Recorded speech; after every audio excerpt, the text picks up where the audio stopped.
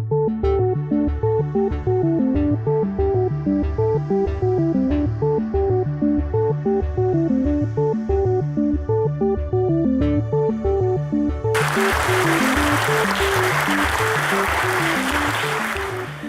you, Don. And now it's my great pleasure to introduce Sheriff Ozzie Knezovich. He graduated from Weber State College with a bachelor's degree in management, law enforcement, and marketing. He served in the United States Army for 3 years, attaining the rank of sergeant. He's been our sheriff in Spokane County since 2006, 25 years in law enforcement. Ozzie continues to believe that the quality of training is key to the professional law enforcement, and during his career, he has served as field training officer in the patrol division, training officer in the detectives division, and for SWAT team. And until his appointment as sheriff, Ozzie was assigned as training unit supervisor.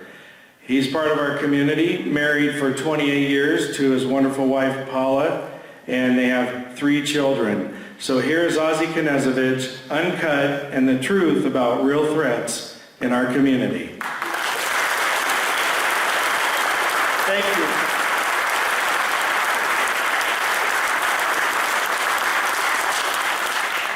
Really appreciate everybody taking time on a Monday night to come out and hear a presentation about something that is very important to me. Some people have speculated about why I'm doing this. You just happen to be, well, I can't say this because you're not the first people to see this presentation. That honor went to 2 other people on Friday who couldn't make this presentation, but they met me at the sheriff's office and said, Sheriff, we really, really want to see this. So I sat down with them. I went through the presentation with them. And I said, Sheriff, will you come and present this to our community? And I said, sure, be more than happy to. Those 2 people were Reverend Rodney McCauley and Pastor Sean Davis. And soon I'm going to give you a reflection of what Reverend McCauley asked me at the end of the presentation, because it was fairly impactful and I've thought about it all weekend. The reason I'm doing this is because I am very concerned about a profession. I'm very concerned about the men and women of that profession. I'm very concerned about, quite frankly, the lies that are being told about the men and women that protect you. And I can promise you, if any of you have heard me speak, what John said is very, very real. I am uncut. At least I pray I'm uncut, because whenever you do these things, people like to take snippets and then send them out. And last time I was on this stage, that's what happened to me. And I am not politically correct. So I will guarantee you I am going to offend you tonight. Matter of fact, I am guaranteeing that I am going to offend people tonight. And the reason that is because throughout this presentation, there are segments that when I showed it to other people, they went, you can't say that. Sheriff, you can't do that. Oh yeah, we have to do that. If you're really going to have this type of presentation, this type of discussion, you can't just hide behind the blabber. So, be forewarned, but before I start, can I get one favor? Will every veteran stand up?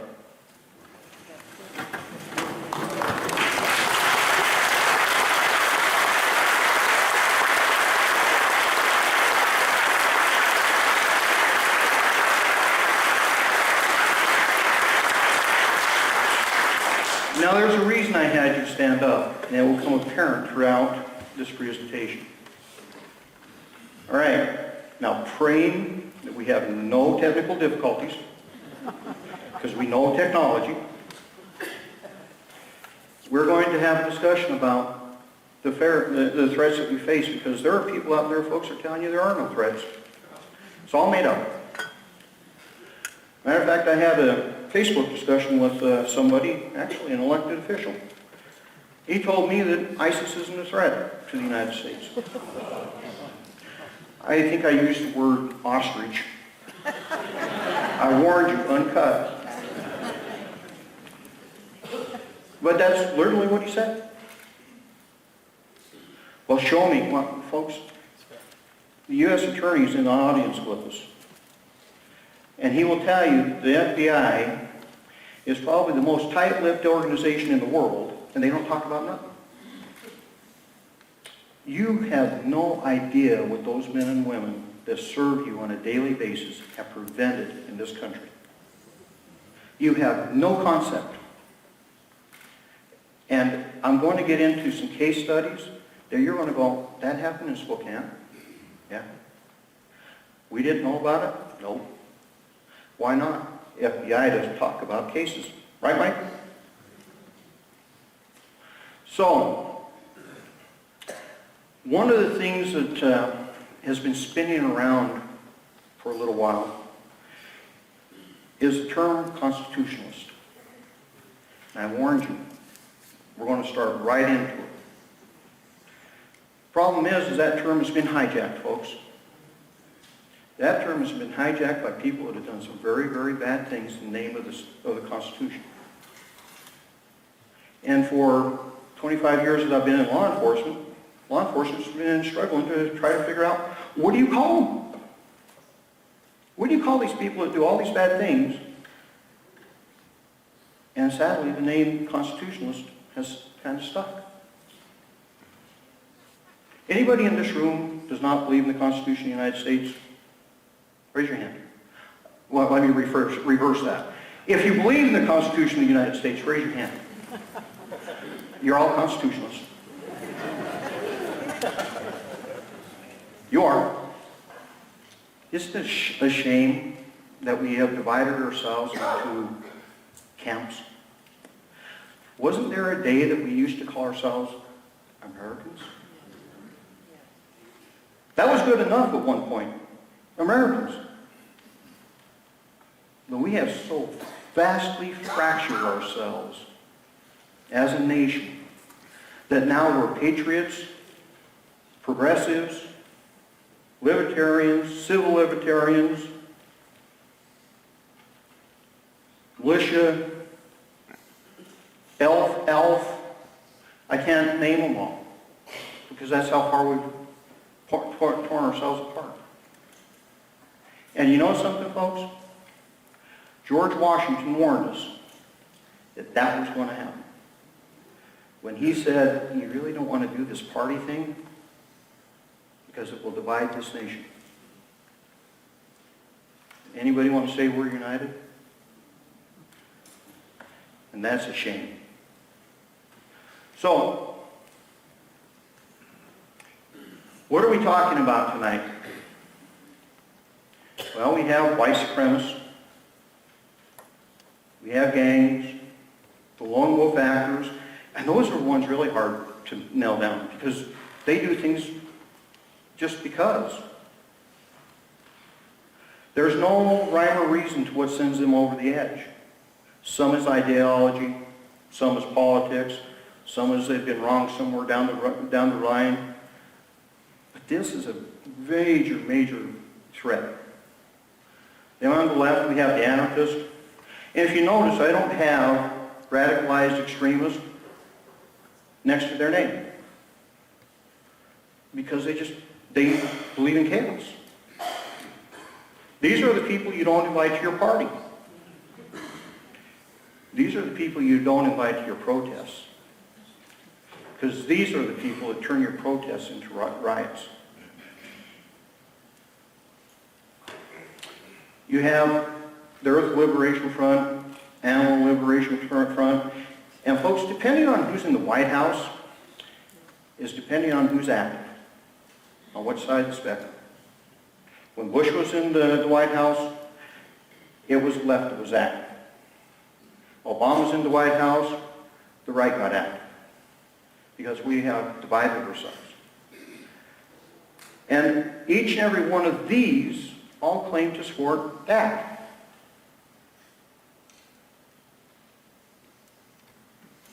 radicalized extremist sovereign citizen, radicalized extremist militia groups, radicalized extremist patriot groups. International. You know, Al-Qaeda, yeah, they're still out there, but there's your big scary one. And it's a shame that we're not doing anything to stop the massacres that they are committing. What happened? I mean, oh, by the way, if I offend you by mentioning Christian or Christian religion, I don't care.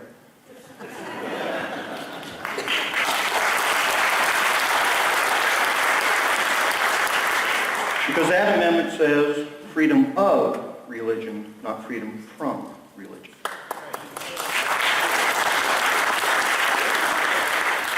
So I may break out into a little religion. Oh well. But let's get right at it. Let's discuss constitutionalist.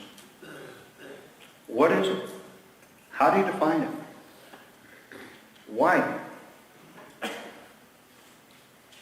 I can assure you it is not what you think it is.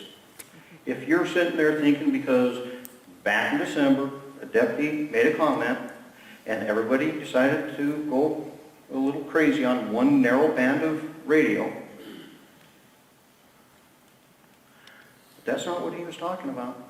You're going to learn what he was talking about very quickly.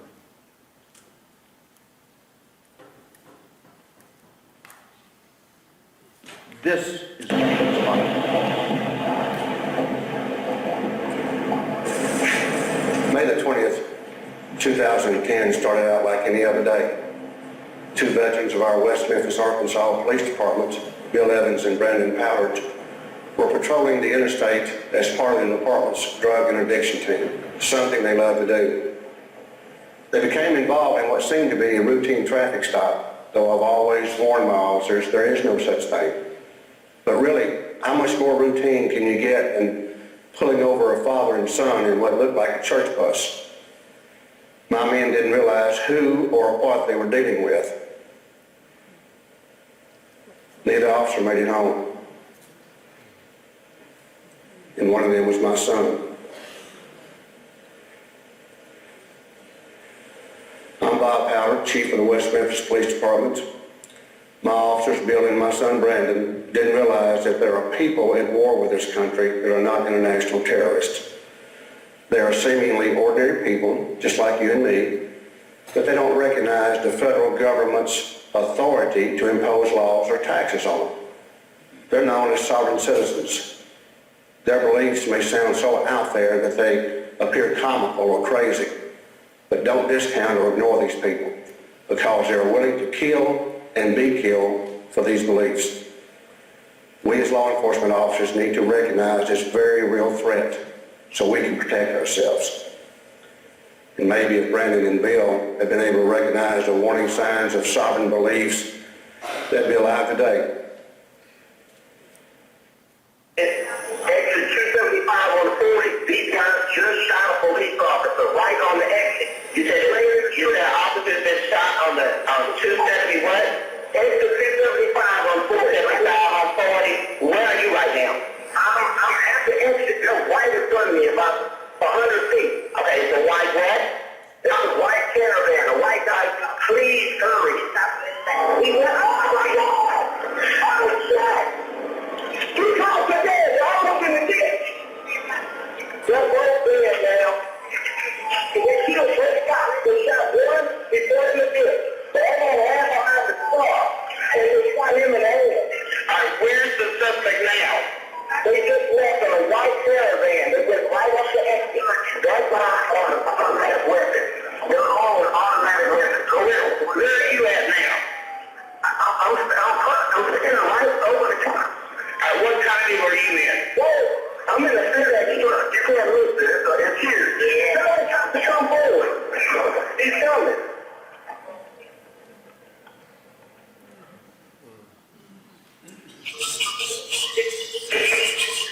The sheriff and undersheriff of that county, they get shot too.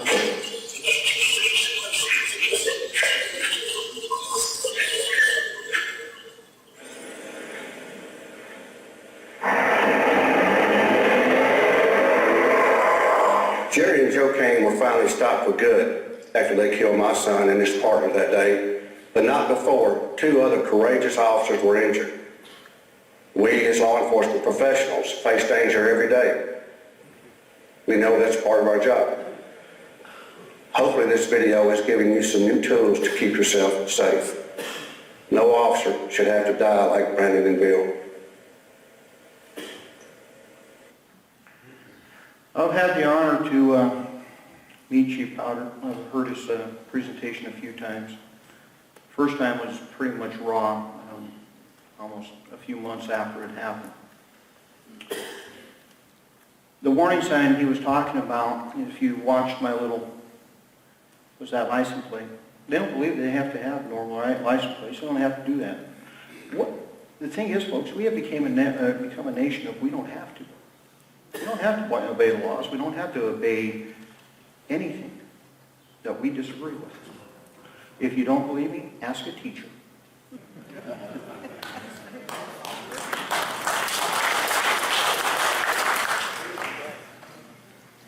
And if you noticed, that officer that was standing there with that bunch of paperwork, well, that's what they give people because they say this is my constitutional document. And officers are going, what the heck is this? And that's what distracted them, and that's why they lost their lives, because they didn't know what they were really doing with. Let's take a listen to what the blogospheres had to say about this particular incident. First, what she had to say about what could have possibly led her husband Jerry and son Joe to open fire on West Memphis officers Brandon Powder and Bill Evans. The following are her exact words. The information that we're getting is there were federal snipers, that Jerry and Joe didn't kill anybody.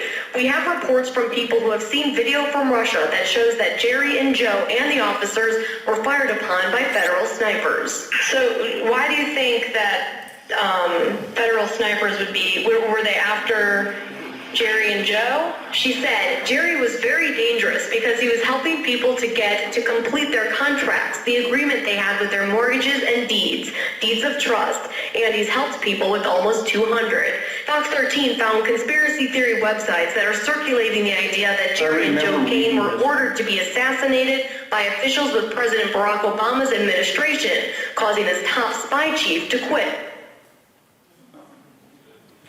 You know, I hear chuckling. Folks, you do not realize how many Saturday mornings my wife has seen me at a computer answering these type of questions. Because I answer questions. And she sometimes gets a little frustrated with me because I'm answering questions.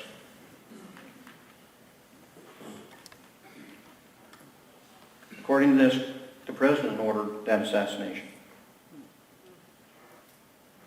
And it's sad how many people want to believe this stuff. It really is. It's sad how many people actually believe this. First, what she had to say about what could have possibly led her husband Jerry and This is unfolded in Vegas. The husband and wife who went on a shooting rampage in Vegas constantly talked about murdering cops and were obsessed with overthrowing the government. That's according to the reporting of the Las Vegas Review-Journal newspaper. Take a look here. Police just a short time ago released these images of the 2 suspects, and there they are. Investigators say the pair yesterday shot and killed not 1 but 2 police officers, shot up point blank at the pizza joint, and yelled, and I quote, "This is the start of a revolution." Now, investigators say the pair then headed to a Walmart across the street, and in doing so, killed a man who confronted them as terrified shoppers took cover. After a gun battle with more police, they say the woman killed the man and herself in what appeared to authorities to be a suicide pact. Police reportedly found swastika symbols at the suspect's home last night. We got this word in the news conference that ended just a short time ago. A neighbor says the husband hated President Obama and the government. She also says the couple had a collection of guns and ammunition and, quote, "Don't tread on me" flags, quote, everywhere in their apartment. I didn't think, because I know people can talk, and they did, and they kept talking and kept talking and kept talking, and damn if they didn't do what they said they were going to do, and that's so damn depressing. Well, Tea Party groups now use the "Don't Tread on Me" flag. Police say the suspects draped one of those flags over the body of one of the officers and put a swastika on it. The Las Vegas Sun newspaper also reports the couple claimed to have protested at the standoff in Nevada between the feds and the cattle rancher Cliven Bundy. In fact, some people who were at that ranch have now said, yes, they were there, and among other things, they were very annoying. Joe Scheineman is with us. Is that his name? The thing that amazed me last year is that we had people go down and point guns at federal officers for doing their job per court order. And we said it was okay. Matter of fact, we had elected officials from this area go down there.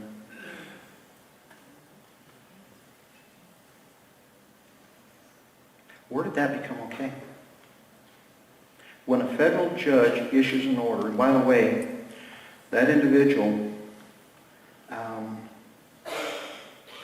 the last I checked, was given about 20 years to fix the problem.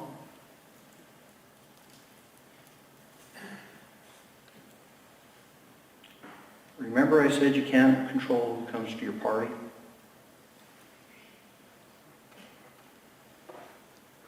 These are the type of people that are starting to listen to all this heavy rhetoric. It's dangerous. Very dangerous. This is straight from the newspaper this last week. Sean Vestal's article. Former militia trainer believe that citizens need to rise up in armed rebellion against the government. Arrested for charges of murder and assault. In 2010, he told the New York Times, the only thing to do now is to organize citizens into a militia and abolish this government. What did those people that shot those police officers say when they did it? This is the start of a revolution. Now, people want to keep telling me that this government is so repressive and horrible. How does somebody get away with saying this type of stuff 5 years ago? Nothing ever happened to them. I wonder what would happen if they tried that in China. Folks, if you think you got it so bad here, go live somewhere else for just a little while. You'll learn very quickly what bad is.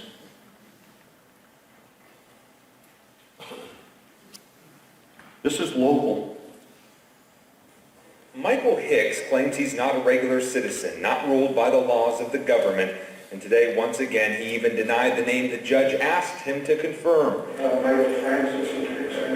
you, sir. Last week, a judge ordered Hicks be held on a $10,000 bond and that he be given a mental health evaluation since he wouldn't answer simple questions. Today, it was more of the same, but with a different result. The judge accepted a not guilty plea and allowed him to be released from jail after Hicks said he'd reluctantly show up to the court hearings. Last week in a jailhouse interview, Hicks told KXLY4 he shouldn't have been pulled over that day and didn't cooperate with deputies because he doesn't believe in their jurisdiction to arrest him. I am sovereign. I have sovereign rights, unalienable rights that I was born with here in America. The problem for him now is to continue his lifestyle at home. He'll have to show up to a court he doesn't believe in. But as I stated before, I'm under common law. Folks, I actually went out to this one. The reason I went out was supposedly this type of thought process recognizes one law enforcement authority and one law enforcement authority only, and that is the sheriff. Because we have armored vehicles, we were able to go pretty much nose to nose with them. And I personally negotiated with them, and I learned very rapidly that they don't care about the sheriff either. The reason I went out there is so I could try to make sure that no one got hurt. Get this thing done peacefully, get it done. I started switching from talking to them to looking at them, checking motions and everything else, and I finally told the team, go cut them out of those seatbelts and get them out of here. No one got hurt. All because I don't have to do what you say. don't have to play by the rules. I don't have to follow the laws. I don't have to do any of that.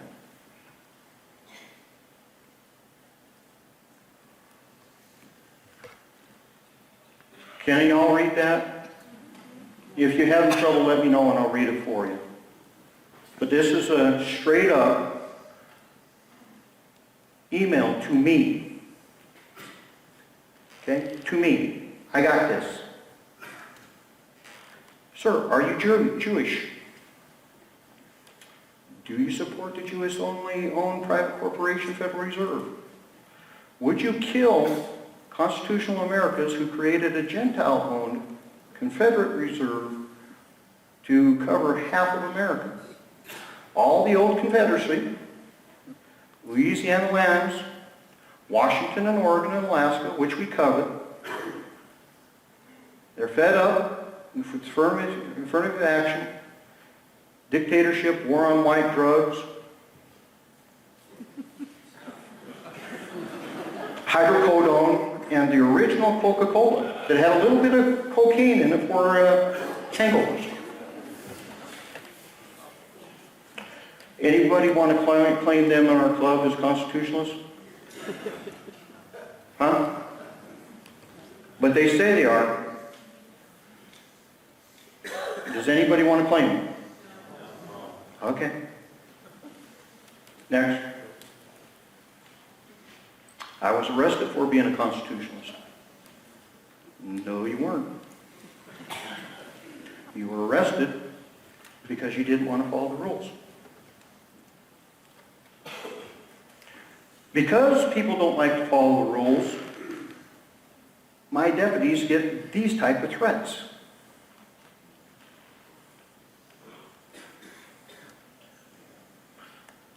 That came in at 9:42 p.m. last week.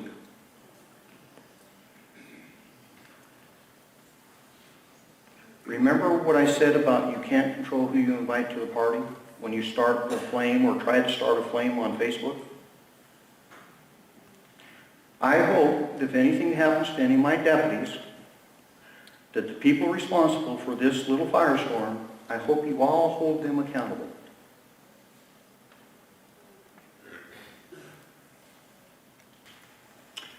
Extremists and terrorism, what it is and what it isn't.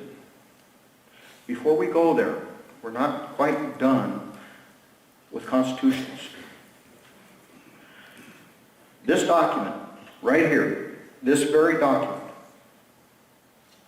is the first document that is given to every police officer and every deputy in the state of Washington when they enter the academy. It is the Constitution of the United States. It is the Declaration of Independence. You want to talk to some constitutionalists? Go talk to a person in blue, green, wearing a badge. They live it.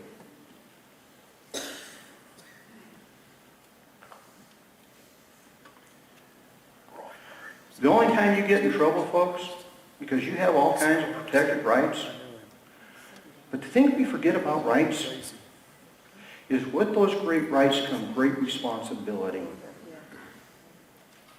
You have a responsibility to earn those rights. You have a responsibility to take accountability for your actions. Isn't that what we teach our kids? How did we forget it as adults? When you cross this line right here, when you get into the criminal activity, I don't care about your theology, politics, ideology, I really don't care what you are. But when you cross here, you become of great interest to me. And that's only when you become an interest to me. Like I said, I could care less what you want to call yourself. Cross that line into criminal activity, then we have a problem. This is what we normally deal with, folks. These things generally happen, but they don't ever cause any mass casualties. And folks, I know you're struggling to get all the slides, but we're going to publish this.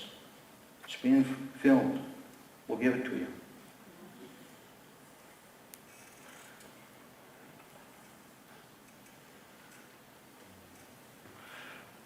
This doesn't happen that often, but when it does, it's not good.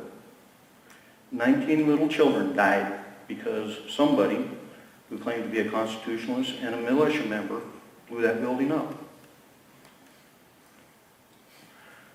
Our friends overseas took that one down. That is, unless you subscribe to InfoWars. Because if you subscribe to InfoWars and Alex, then your government took them down.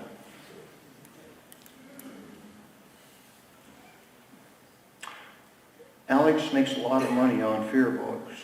He makes a lot of money selling fear. We're all here, right in here. We all are. We're all an activist in one way or another. We believe passionately in something. But again, I could care less about what your activism is. Matter of fact, if you want to have a protest and I believe in it, I might even show up. But if you cross this line and go into here, then again, we have a problem. And that is the only time your government, federal, state, local, care. We don't. I only wish I could have an FBI agency one day get permission, and it will never happen, to come and talk to you about the Constitution, about their roles, because you want to see people that get really hyper and upset. And matter of fact, they're the ones that make sure that we don't cross any lines, because they're the ones that hold the very tight line on everyone not violating your rights here. Would I be wrong with that, Mike? No. No. Oh, by the way, they took the same oath I did to uphold and defend the Constitution of the United States. Each and every one of them. Now, there is somebody in this room that should be kind of upset because of the way constitutionalism gets used and abused, and that is somebody from the Constitution Party. Because that party is kind of having to wear all this mess. I apologize, Tom. But you know, we need to find a way so people quit ruining your name.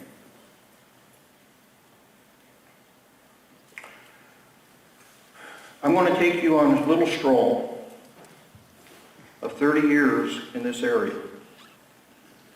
of what we have actually faced in this area. You know, there's a group that said that the sheriff's making up enemies. I got plenty of them. Don't need to make them up.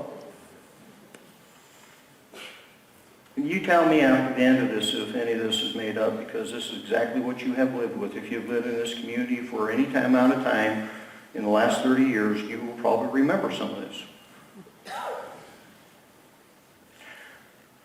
The Order. Nice little group of white supremacists who want to create a white nation. Remember my friend that wants Oregon, Washington, Alaska? Okay. They actually do. But their vision is the Northwest, and that is Oregon, Washington, Idaho, Montana, and Wyoming. And it hasn't just been around here, folks. When I was a police officer in Rock Springs, Wyoming, I was getting a haircut one day, and somebody tried to convince me that that needed to happen. Same jurisdictional boundaries. It's been going on a long time. I hate it. You check the motto out. Of course, they throw religion into it. Not only are they trying to give constitutionalists a bad name, they want to give Christians a bad name too.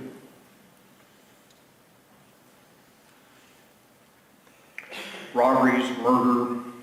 Now, not a very nice guy. Again, idea of a white homeland. But here's one thing I want you to remember about this little neck of the woods.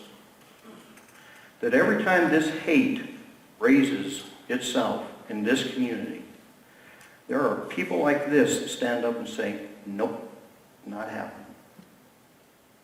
That's the community you actually live in. This is a counter-protest to him.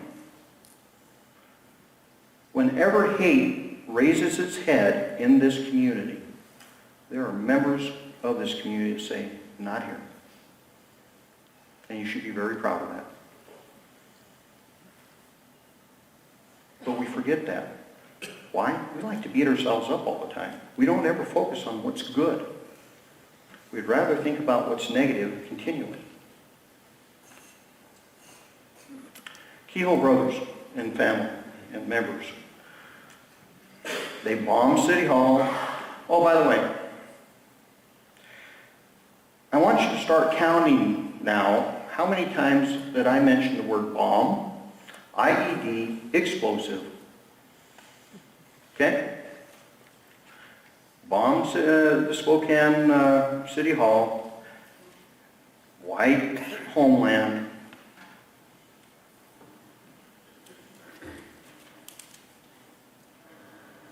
Our friend Richard Butler, arson, murder, robbery,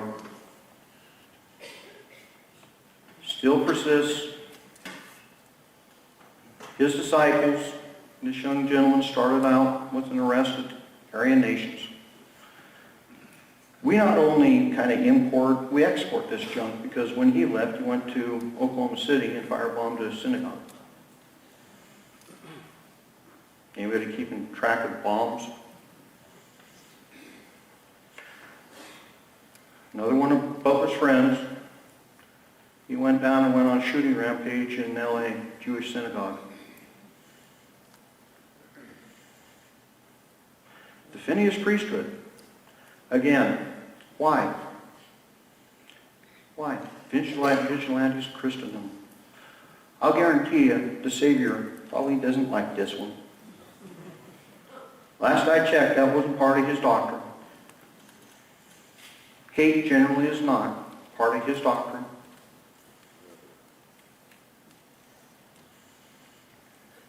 But we continue to have these constitutionalists, that's what they called themselves, drag him into it. White supremacy, anti-government, anti-abortion, active in the Spokane area, bombed Planned Parenthood, bombed the Spokesman Review, bombed and robbed the U.S. Bank, used IEDs as part of their robbery schemes. What are we up to on the bombs?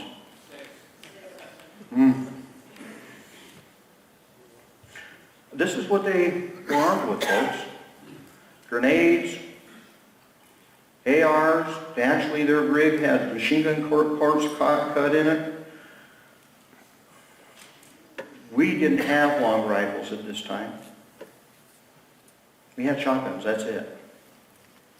Matter of fact, when the SWAT team was discussing how they were going to take this particular problem out, that young gentleman, the tall one, was given the assignment of, well, you'll be in a dump truck and you'll just ram them. Because we didn't have the equipment to deal with it. I think part of that discussion had something about with putting people in the back of the dump truck too. Now when I heard that, I went, AK is probably going to go through that and they're going to be inside a rickshaw bin?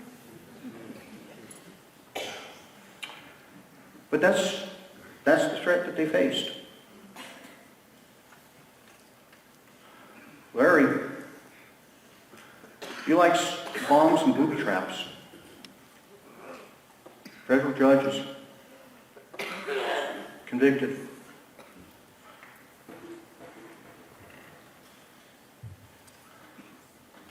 White supremacists. Notice their leader had some military tactical issues, intelligence background. They practiced and trained their tactics to counter SWAT and law enforcement. They wanted to conduct home invasion robberies. They purchased some property, and they instilled sniper and machine gun positions up there. That would have been kind of a tactical nightmare to have to go and get those folks.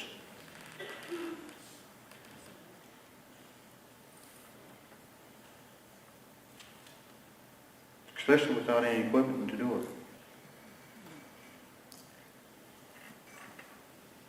The Valhalla-bound skinheads. Again, white supremacist, anti-government, out here in the valley. This guy, the hate crimes folks, they were very active. This individual wanted a final solution. Do you know what his final solution was? It involved taking out 3 city blocks of downtown Spokane. That was his dream. And he lived it. He lived in a very Spartan-like. All his money went into his final solution. Remember, but Sheriff, we never heard about any of this. No, you didn't, because my friends at the FBI will talk about none of that. But you heard about this one. Mr. Harden, a loner, white supremacist, responsible for putting one of the most sophisticated bombs recovered from the states of America on our streets. It was directional. I mean, he had a cone of death that he wanted to create. And if you remember, that picture of him was in the parade. He was walking with us. He wanted to see this thing go down.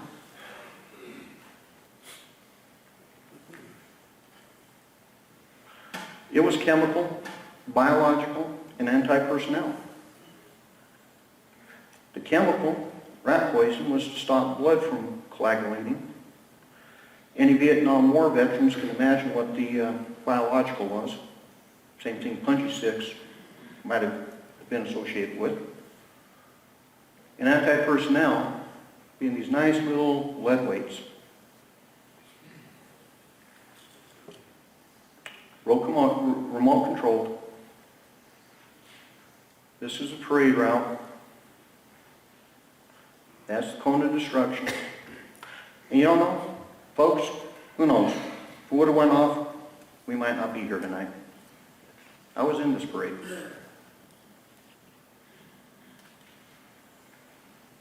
With 500 or so kids. Children. White supremacists, they wanted to develop a Timothy McVeigh style bomb.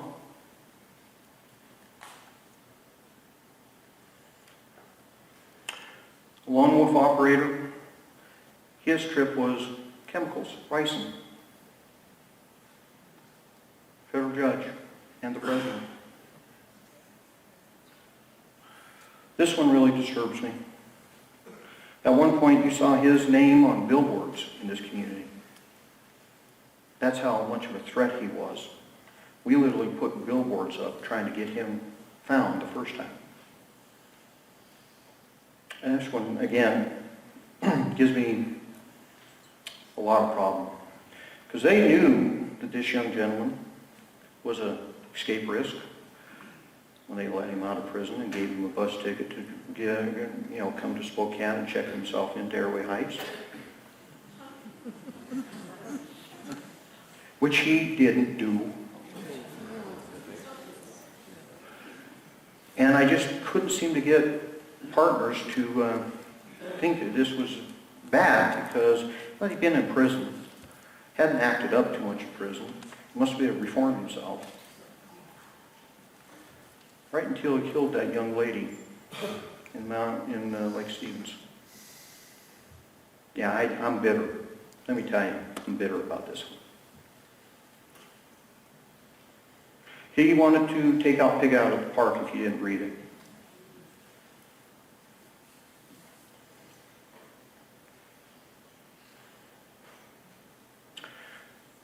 One slide you didn't see up there, and that's Charleston, because I refused to give that individual any time.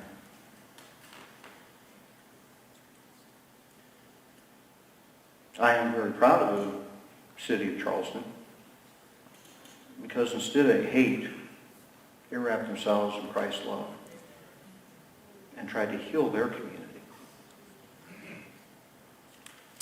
I wonder if that young gentleman would even have gone to that ideology had all this other stuff had not been what he fed upon. Something to think about, folks. What are you teaching your young ones? What are you teaching your young ones? Are you teaching them to love their country? We'll get there. Remember, that first section is the first section that people went, oh, Sheriff, you can't talk about that. You're going to anger people. You know, well, sorry, folks. You need to talk about this. You need to figure out what you're going to do with a group of individuals that are giving you all a bad name. And the thing is, some of you are tacitly supporting their ideologies. But this is another one. They said, oh, you can't go there. Oh, yes, we can.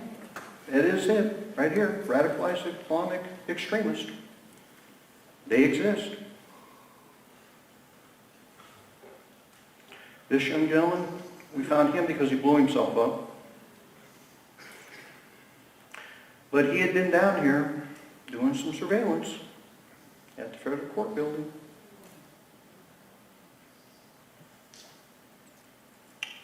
ISIS, they're not a threat. I'll never forget that conversation. Canada, Australia, France, United States, Garland, Texas. I could go on and on. We'd rather be ostriches.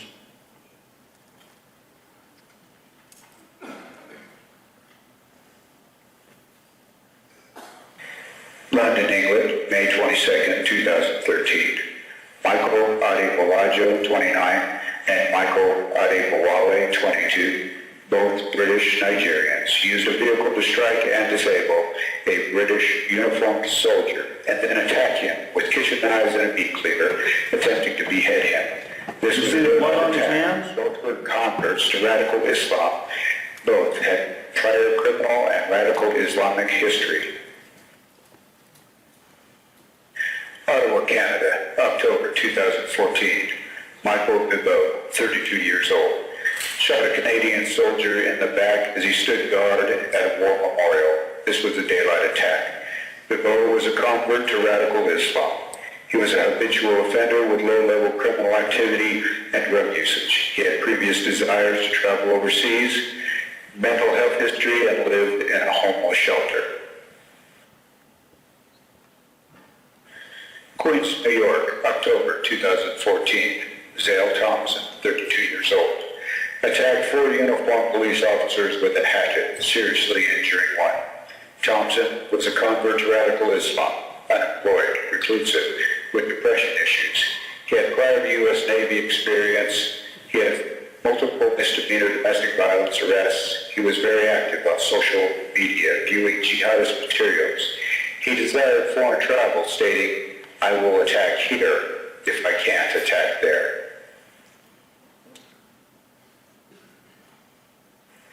Garland, Texas, May 2015. Elton Simpson, 30 years old, and Nadir Sufi, 34, traveled from Phoenix, Arizona to Garland and attacked the Drum Muhammad event wearing body armor and armed with assault rifles and handguns to kill the organizer and participants. Elton was a convert to Islam and radicalized with and possibly by Nadir Sufi. Sufi was raised Muslim, had multiple misdemeanor arrests and previous drug history. Simpson was a known ISIS sympathizer. They were both active on social media. Simpson had stated previous desires to travel and fight with ISIS. Boston, Massachusetts, June 2nd, 2015.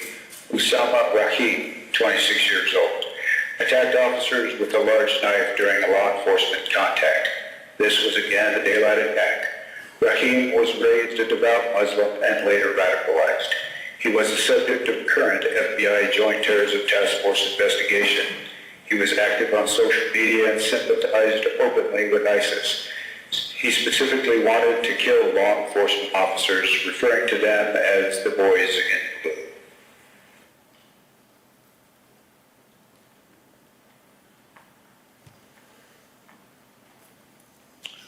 ISIS has put a price on the head of law enforcement and military. We read it all the time, don't we, Mike? Not only do we have to worry about this type of character, we have to worry about the other type of characters that you saw here. Before this. Because there is a war on police.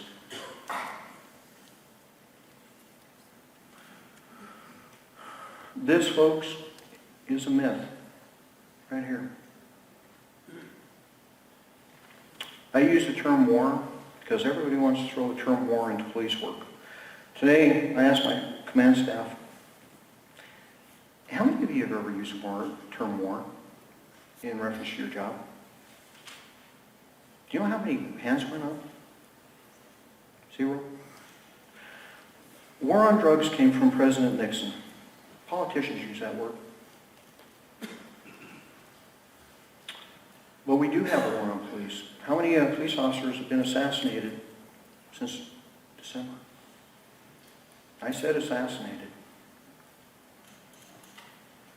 All because of hate.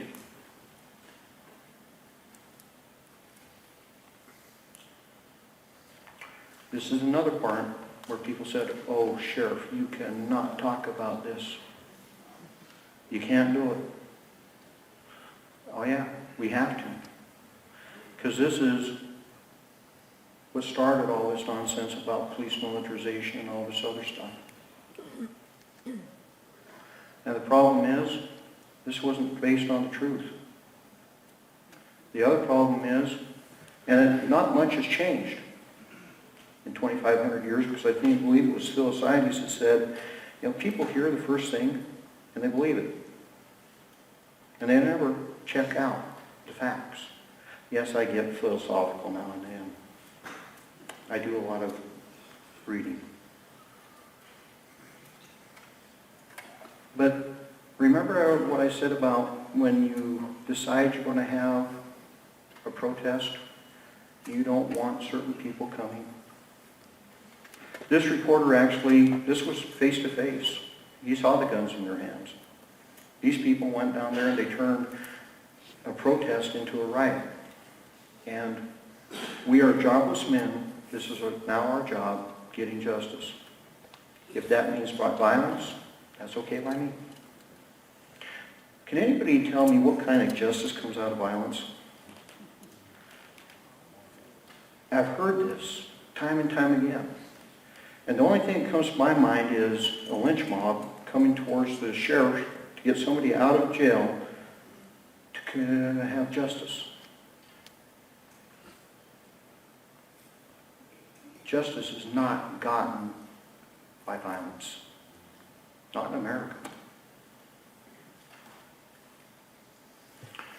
These folks, they got it wrong. And just a second. Before I go further, I got to check. Whoops, I turned it off. I got to wait till it boots.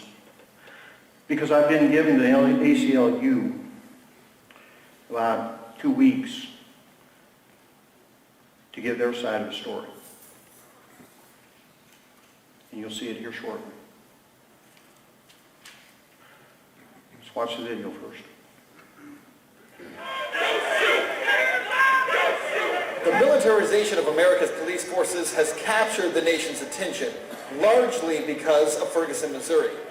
But what media has not told you is how police forces got militarized in the first place. And why militarization is about a lot more than just military equipment. The first step toward truth is to be informed.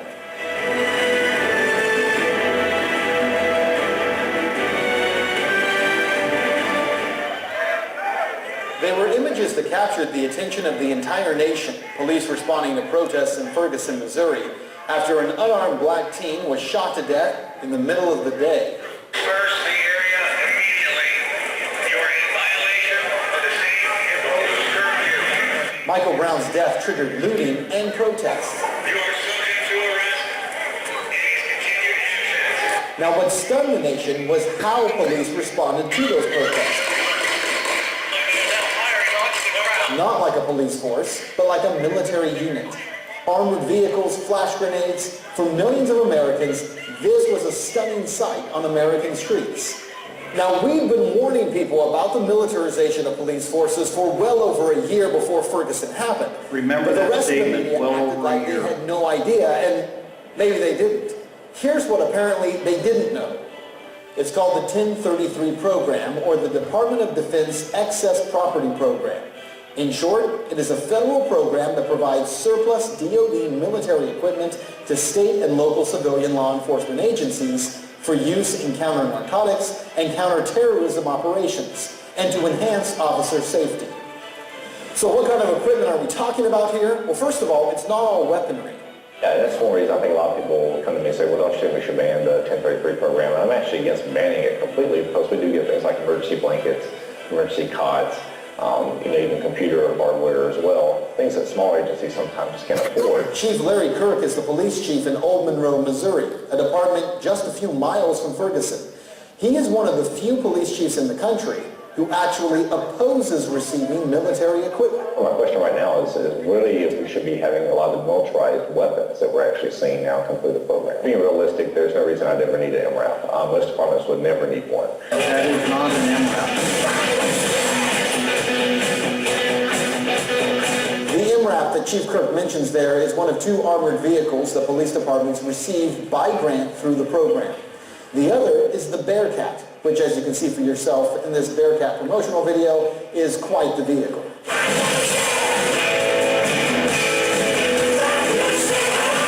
So if you haven't figured it out yet, these vehicles are actually part of the Department of Defense program. They're old military vehicles from the Iraq and Afghanistan wars. Well, after the drawdown of those wars, the DoD looked at this equipment and said, hey, these things are worth $500,000 apiece. What do we do with them?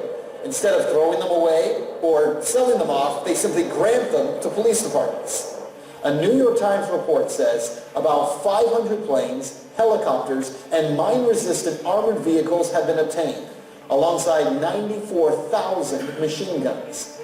Immediately after the protests in Ferguson, much of the nation began calling for police departments to do away with military vehicles. But what the media has not helped the public to understand is that the real problem with militarization is not military equipment.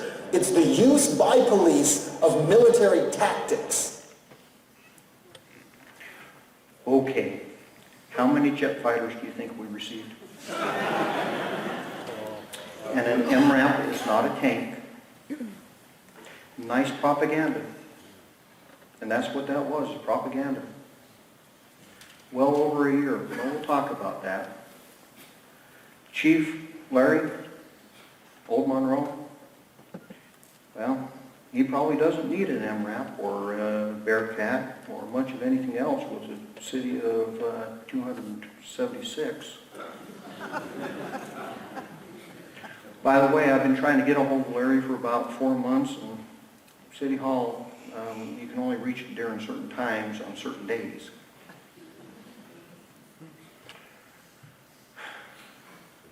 The Bearcat is not an MRAP. You cannot get that vehicle through the Department of Defense.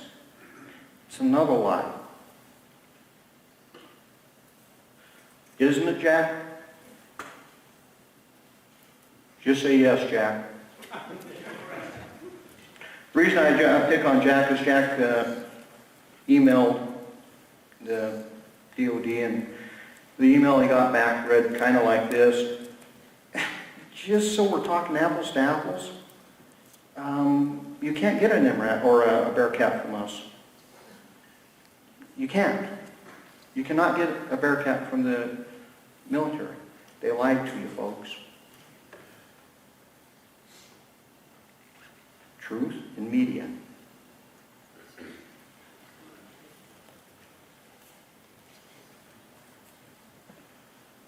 It's not just these cases. According to author Radley Balco, the most common use of SWAT teams today is to serve narcotics warrants, usually with forced, unannounced entry into the home. These increasingly frequent raids, 40,000 per year by one estimate, are needlessly subjecting nonviolent drug offenders, bystanders, and wrongly targeted civilians to the terror of having their homes invaded while they're sleeping, usually by teams of heavily armed paramilitary units dressed not as police officers, but as soldiers. Despite what the media spin doctors are going to tell you, militarization has nothing to do with the war on terror, and it has everything to do with perpetuating the war on drugs. We've created so many wars for police officers to imagine.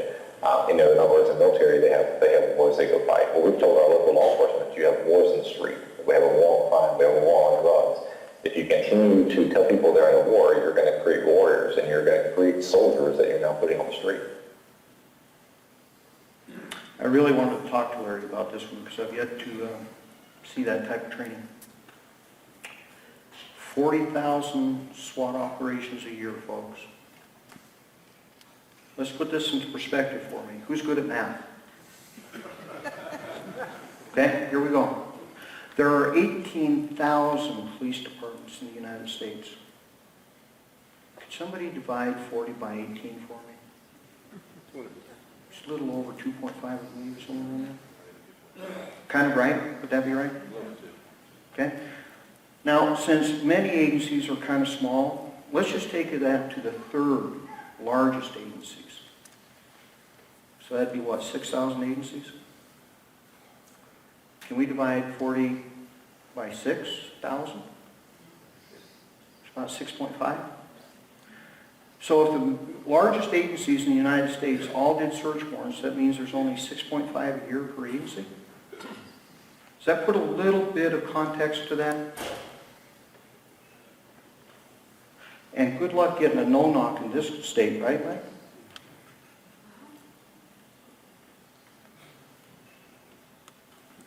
Truth or spin?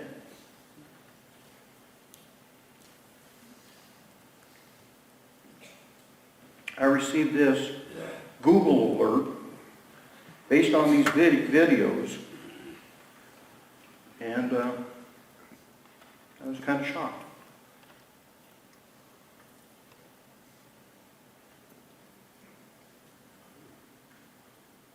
Y'all read it?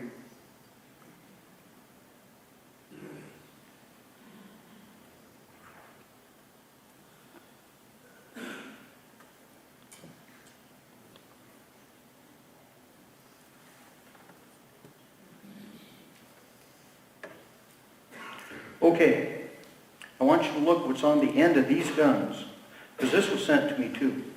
After the riots and everything else, people kind of concerned about riots. I love old stuff, all right? I'm really glad that they sent this to me. I love old stuff. You listen to the narration. You just don't get this anymore. But look what's at the end of these guns. And the California National Guard was sent to Watts with orders to quell the violence with brute force if necessary.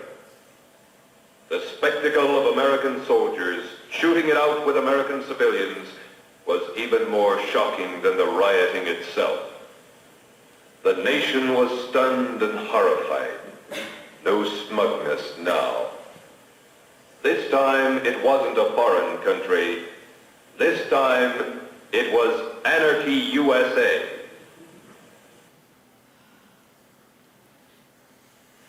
How many of you want to know why the modern world, and when I say modern world, the 1800s, why police departments were formed?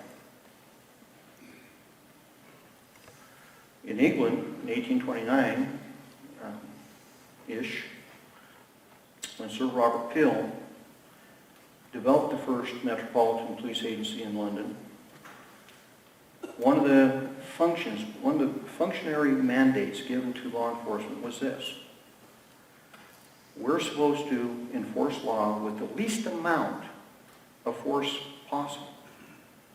We don't want to use force. Now, those are the tenets that we are taught. But at the same time, the other side of that function was this. They didn't want the military coming and policing the cities during riots. That was left for us. In the United States, in the 1830s, you had mass riots, had to be put down by the militia. We received that same mandate. If you want to talk militarization of your police force, that is what it looks like.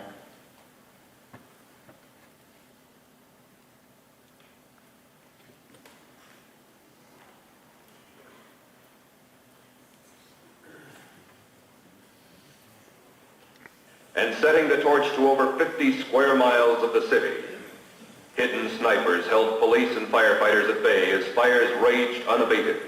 At least 35 Americans died in the violence and gunfire.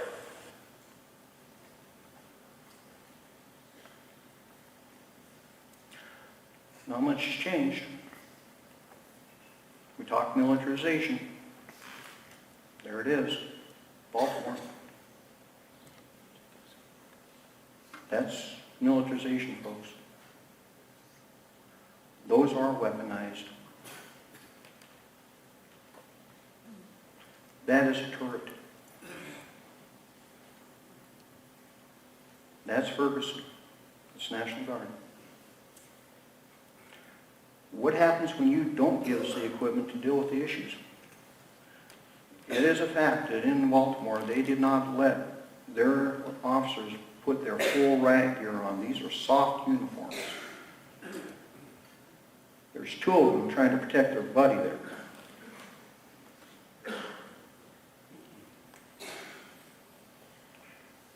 That's what happens. And that's what they were throwing at them.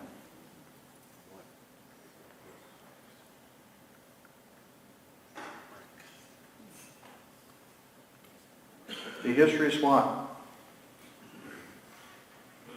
1960s, sniper attacks, riots, extremist groups, Sudanese Liberation Army, running gun battles. They encompass it all for this presentation. Anything really change?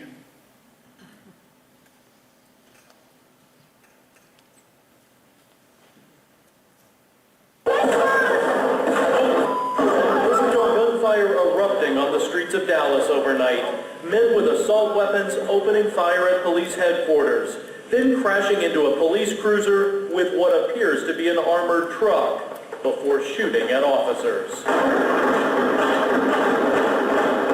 I opened the windows and then heard snaps overhead, and since I was in the Marine Corps, I knew that gunfire coming in our direction. Police chasing the suspects to this Jack-in-the-Box restaurant about 10 miles away in the town of Hutchins, where another shootout takes place. At this point, we have an actual person inside there. Garrett hasn't been able to see him. There have been rounds that hit the glass and did not penetrate. Our SWAT snipers shot at the suspect in Wilma Hutchins through the front windshield of the van, striking the suspect. Since that time, we have sent the bomb tech robot to try and confirm whether the suspect is deceased. The bomb squad finding multiple packages containing explosives. One of them exploded as a robot attempted to move it. Police saying all packages now have been cleared. That's just a couple of weeks ago. Somebody bought an armored vehicle. And because the SWAT team had their gear, they were able to deal with it. You know, military, when they started trying to figure out, what are we doing wrong in Iraq and everything, they came to civilian law enforcement and said, can you help us out on understanding controlled and measured response? And I'm not talking how to control people, folks. I'm talking how not to get out of hand. How not to be heavy-handed. because I'm sure that will get spun somewhere.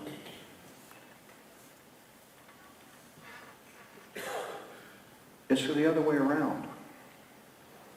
We're trying to help them with our tactics. New York Times said all this, and they had to throw that in.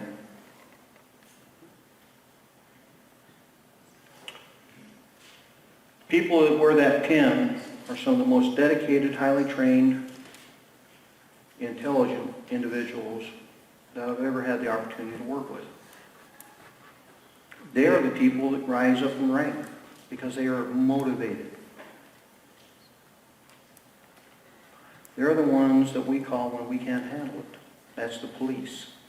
We call them when we can't handle it. Because they're trained and they're willing to go and put it all on the line. Why do we use it?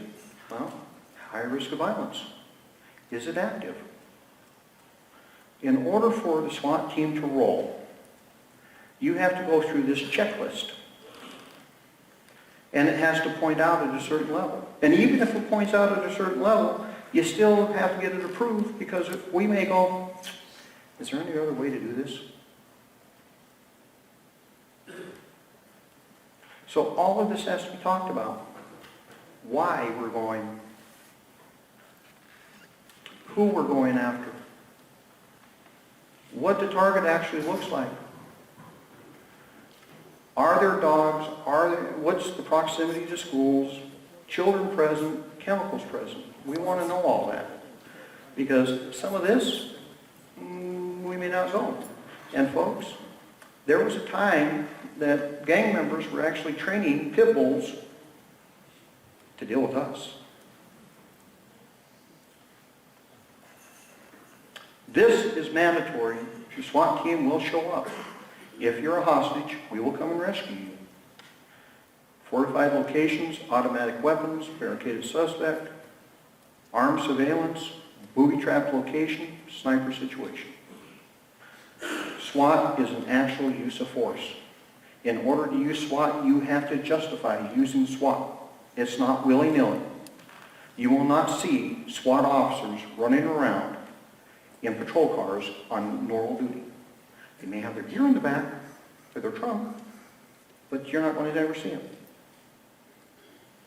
Because in order for them to roll, it has to get approved by those gentlemen over there.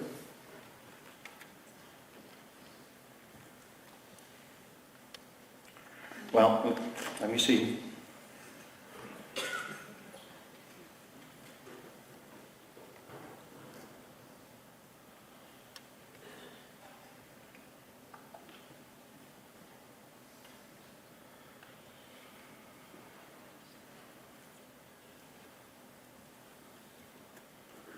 Technology's not working very well. Okay.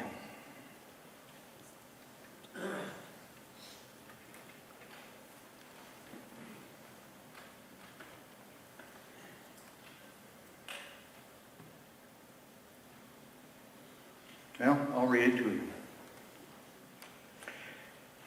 Sheriff Knezovich, I've again heard back from the National ACLU. Staff has reached the former staffer who crunched the numbers for the report, and he is looking into the discrepancy you raised. The national staff now believes there is a good chance that a mistake was made in the report circulating about your SWAT team's activities. But they are still trying to pin down the exact numbers. If there is a mistake that's been made, I expect the report online will be corrected. I'm truly sorry that this problem has arose and look forward to a final resolution. I got to give them credit. Got to give them credit. They at least responded. You don't get that from some agencies or organizations. At least that straight up, face to face, we made a mistake, maybe. All right? That's how you can find this report. This is why I'm upset about it. Because, right there,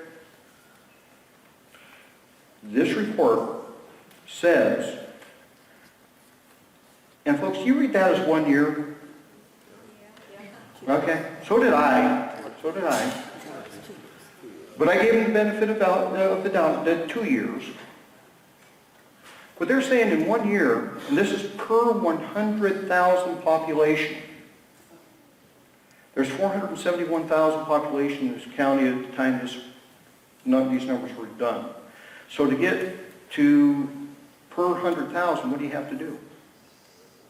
Divide it by 4.71, right? So in order to get back to the number you divided that by, you have to do what? Times that by 4.71?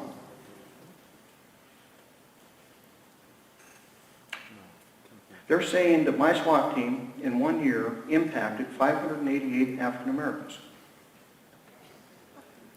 Per 100,000. No. Per 100,000. No. The per 100,000 is in the last column. No, they've looked at these numbers. They're actually, right here is the discrepancy, the number of 10.35 more likely to have done this. That 10.35 times that by that, you get that currently. Okay? That would be over 2,000 people. The African American population at this time was about 8,900, which means about 31% of the population. You think I'm a little upset? Because on the graph they have on the next page shows my agency is number 2 in the nation. I was just a little upset. But you know, no one wanted to correct that error last summer when it was pointed out to people. When I was called and said, "Sheriff, what about this?" And I went, "Well, that's ridiculous." And I went and grabbed all the data and everything else and gave it to people, and people didn't think it was a story anymore.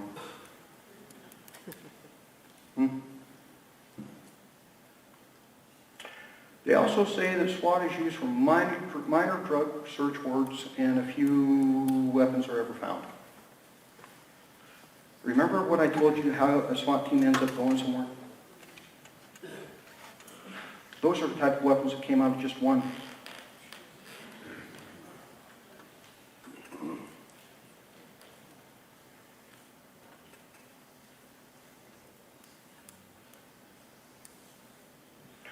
In 2011, 15 call-outs, 22 suspects impacted, 2 African Americans.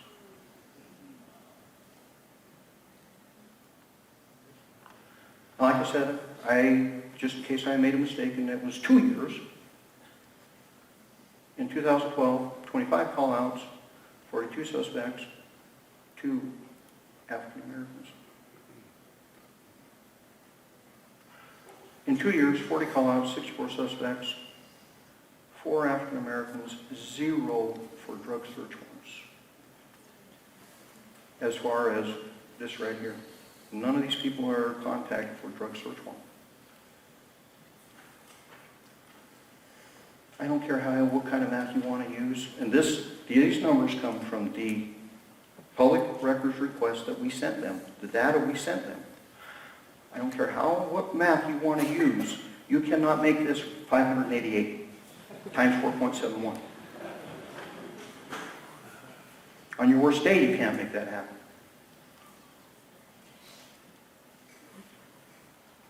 You know what it's all about for a SWAT officer? Right there. No one gets hurt. No one.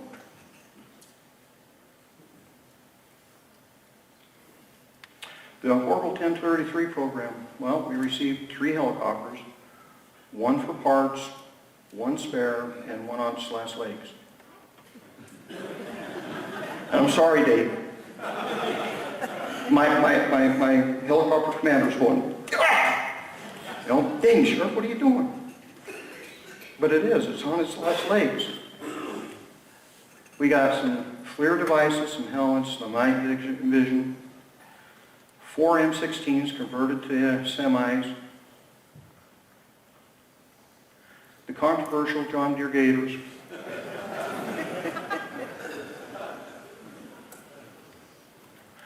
the MRAP, 1 Humvee that's not armored. We seem to need a lot of bench seats.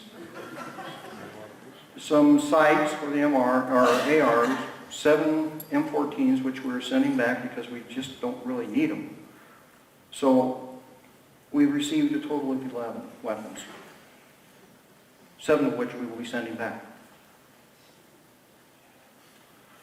Out of the 1122 program, because it's been going on much longer than the year that the gentleman said, in 2000 we received 2 armored personnel carriers. Those things have been in this community for 15 years, folks. No one's ever raised a fuss. 57 M16s. Why? Remember these folks?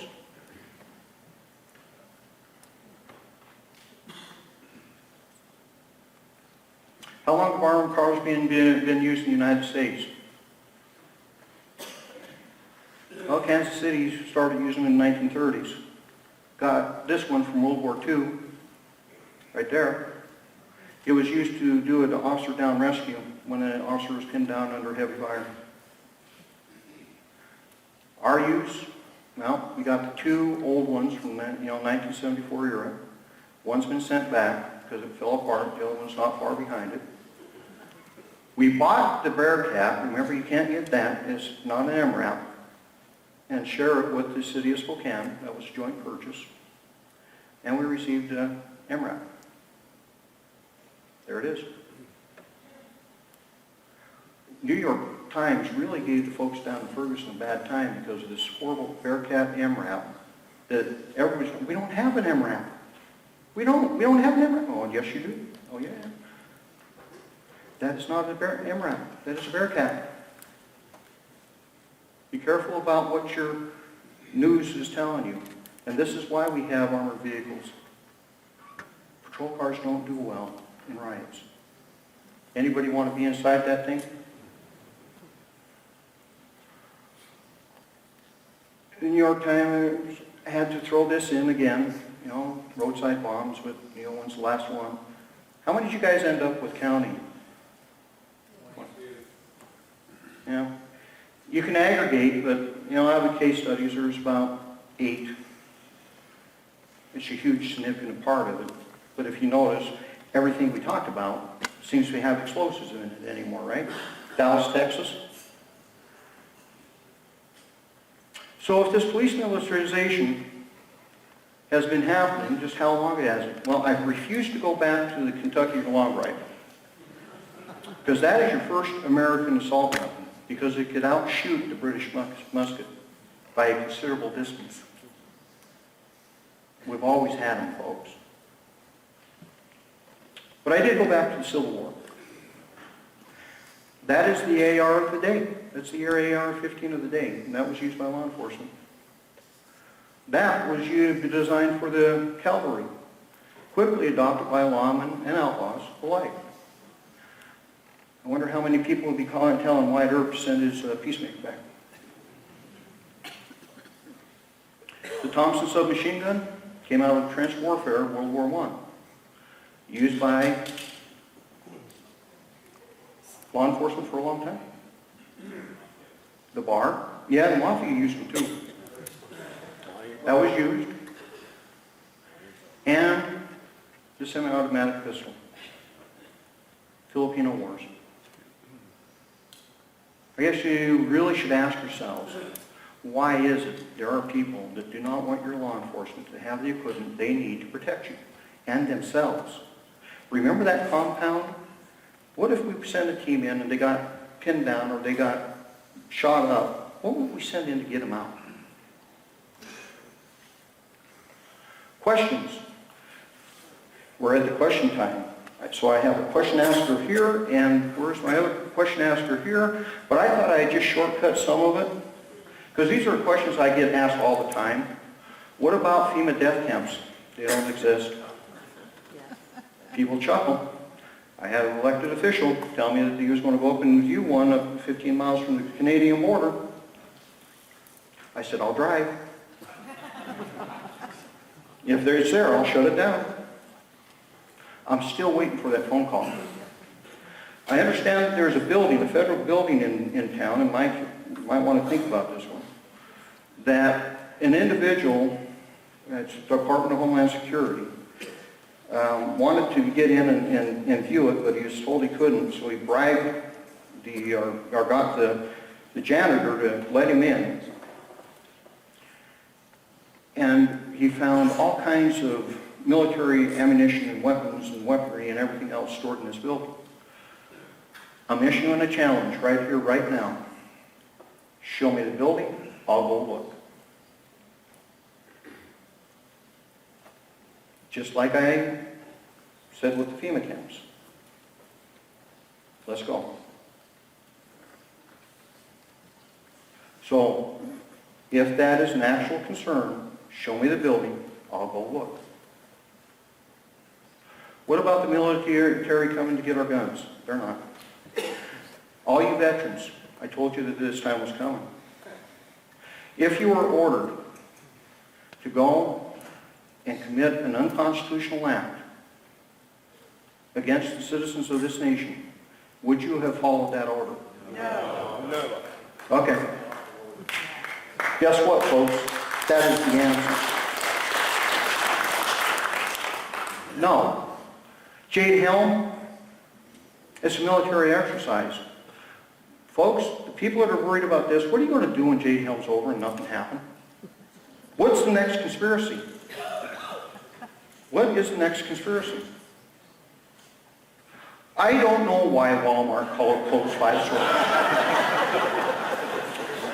But probably counter to the email that I received today, it probably isn't to have the Walmarts converted to underground tunnels so they can shuffle military equipment across the United States. I doubt that's the reason.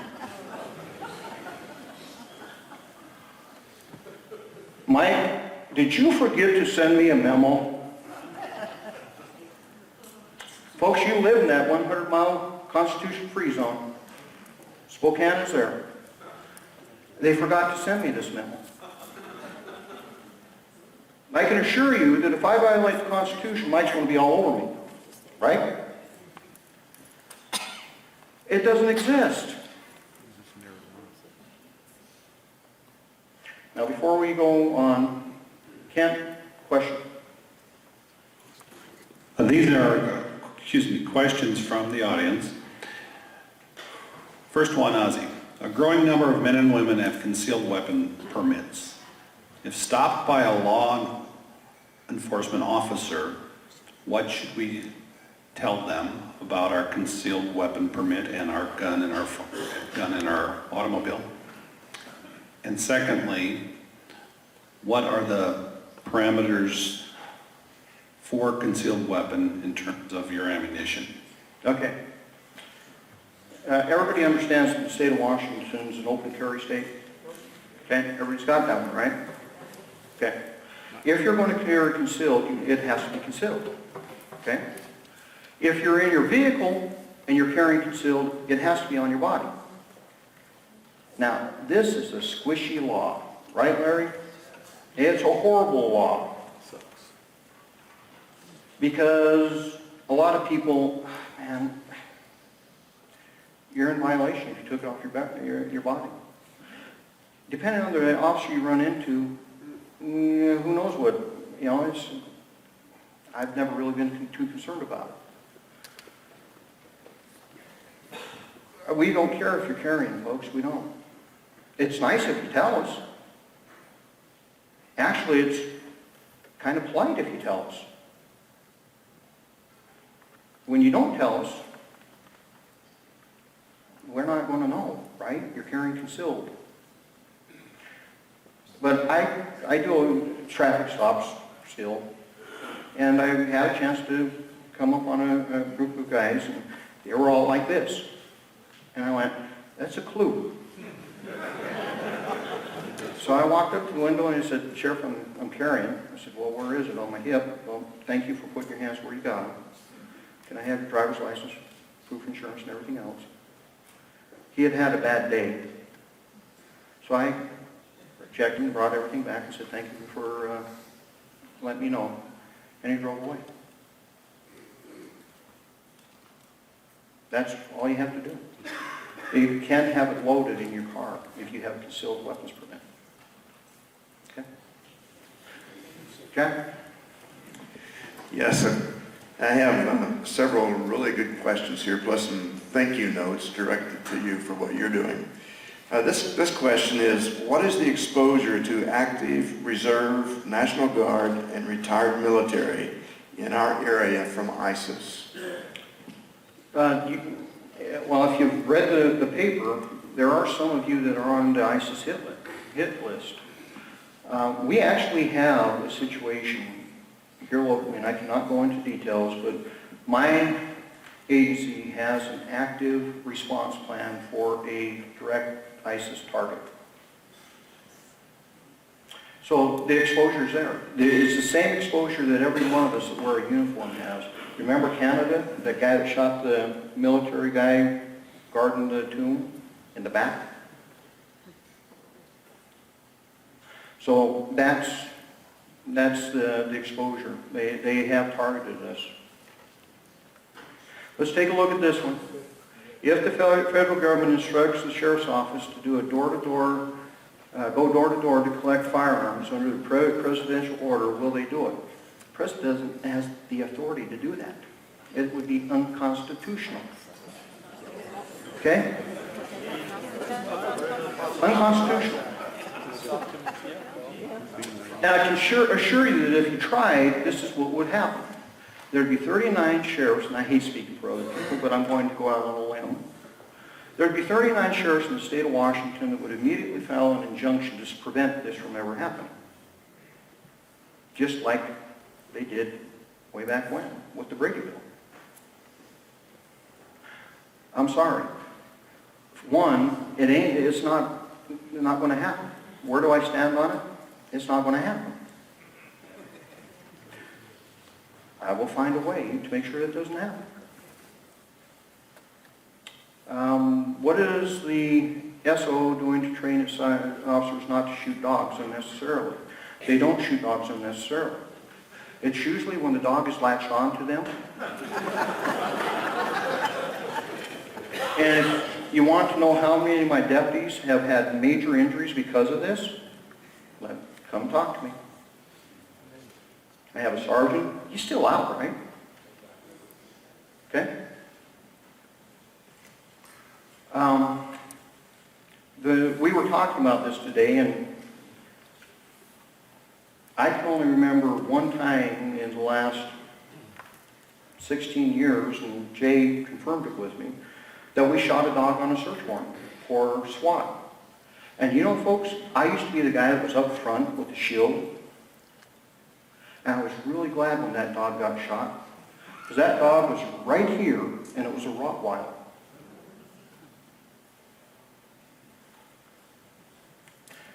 Oh, Lord. They're going to cut that one to pieces. The sheriffs were really glad they shot a dog. I'd rather have that happen in my throat, because I couldn't do anything about it. Remember, I had a shield. It was, oh, that's not good. We don't like killing anything, folks. We don't. We do not like killing anything.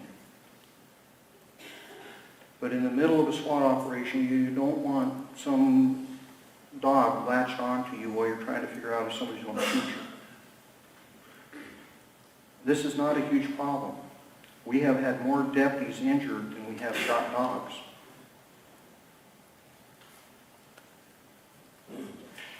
Ken?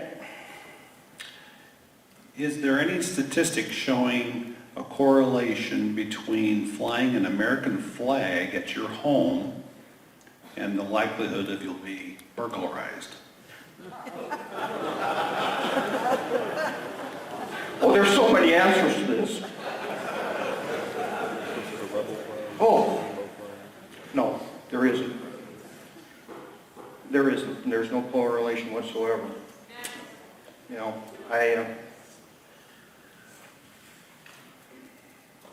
not that I know of it, it'd be an interesting statistical study, but I don't think so. If you didn't hear the question was, is there any correlation between flying an American flag outside your house and being burglarized? Not that I know of. One thing, for all of you that still fly that flag, thank you.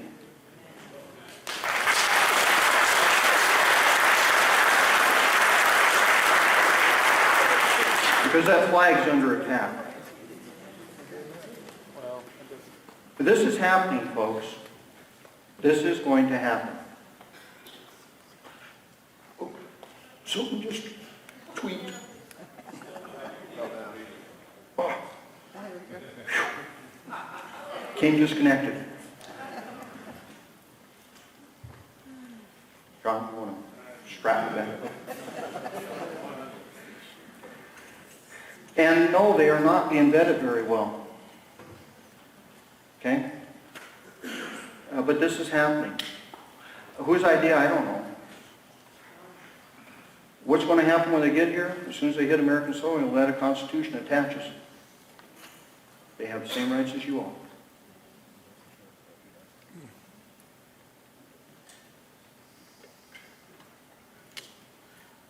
So, I don't know. The thing is I'm sure that there's going to be a lot of good people in that crowd that are fleeing for their lives because, you know, they are killing Christians over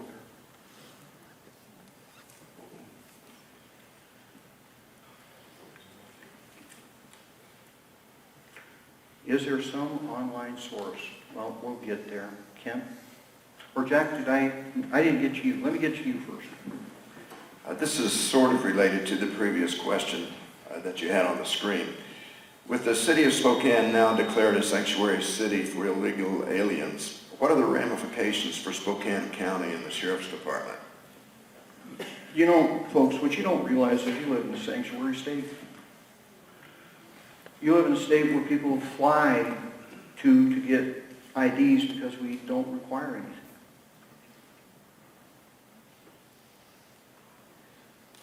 I had this debate when a Supreme Court Justice came to the Washington Sheriffs and Chiefs Association meeting, Police Chiefs Association meeting, and basically chewed us out for doing our jobs. And after it was all said and done, you know, my peers were all around this table, we're debating this, and should we enforce it? I raise my hand, and I hate it when I do that, because I'm not politically correct. I went, folks, what are we talking about? What's the first word attached to this whole thing? Illegal. It's illegal. So until Congress decides to make it not illegal, I guess we do our jobs. That was my advice. Do your job.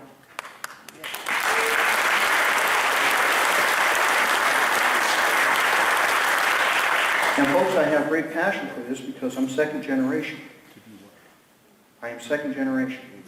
My great-grandfather and my grandfather came over to this country. My great-grandfather, when he got his citizenship, said this: I am so proud to be a member of my country.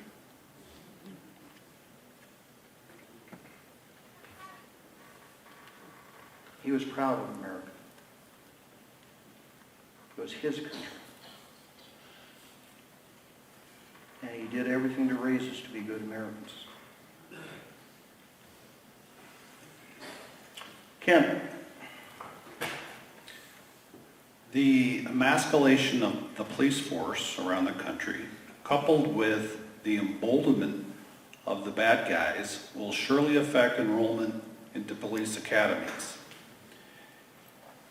Is there any indication in the police enforcement community what the impact of the lower quality of police talent might be? This is a loaded question.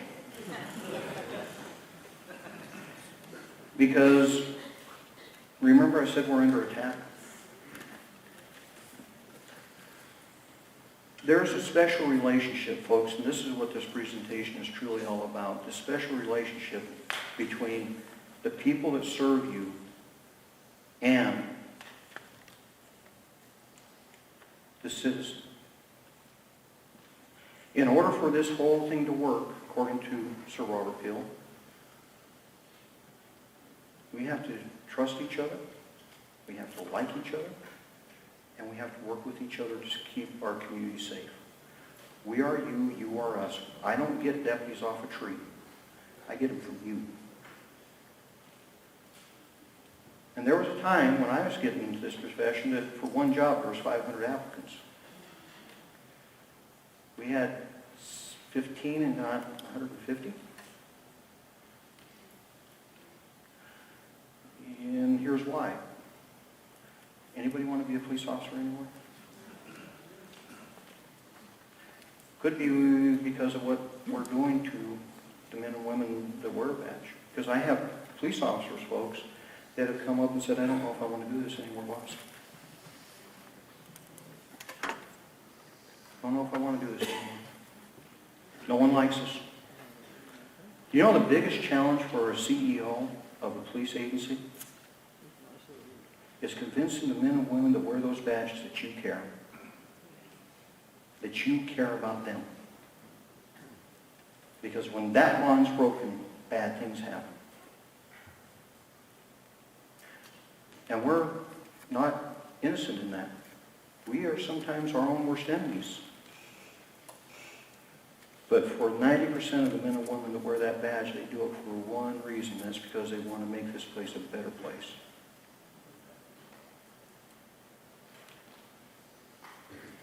And there are groups out there trying to tear us down every chance they get. Every chance.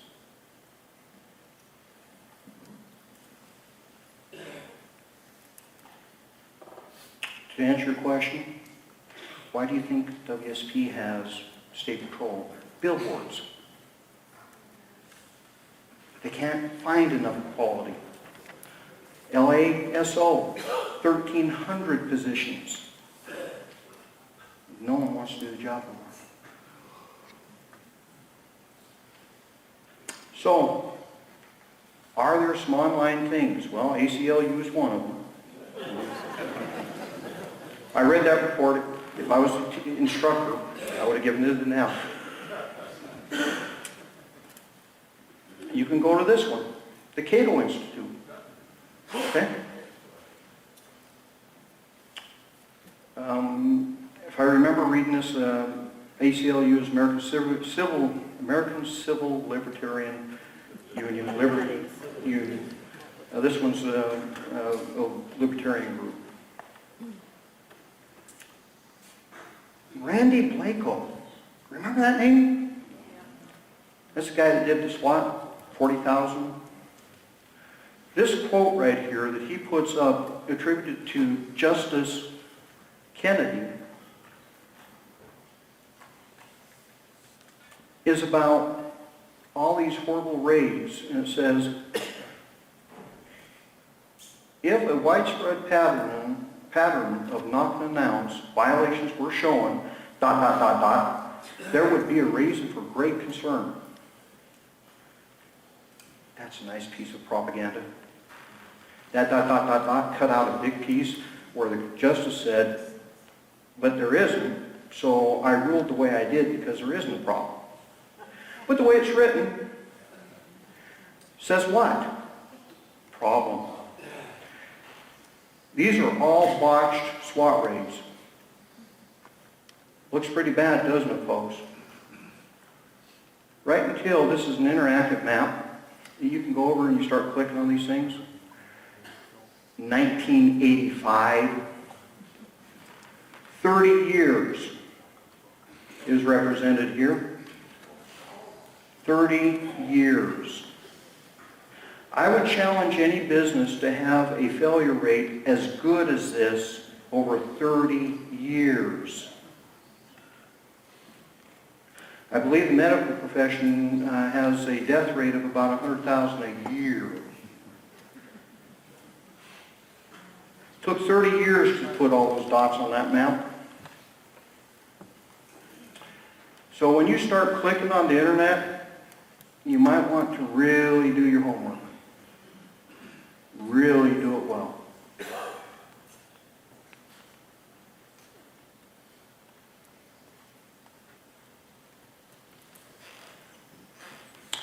Spokane County Sheriff's Office showing off its undercover military might at annual Holiday and Heroes event. Quote, and mind you, this is the MRAP, and all these kids are playing on the MRAP, and, you know, it's there. It gives us a chance to make a contact with these kids and show them that law enforcement really does care about them and their community. Spokane County Sheriff Ozzie Knezovich. How many of you think I'm talking about that MRAP display? It was written that way.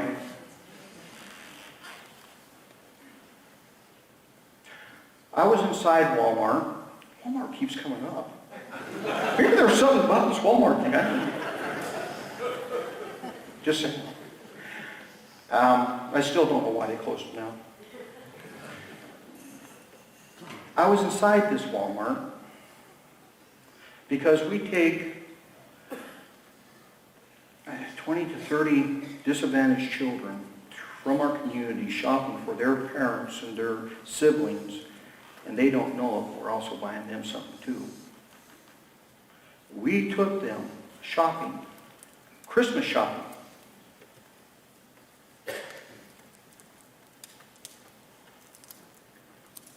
And this is what it turned into.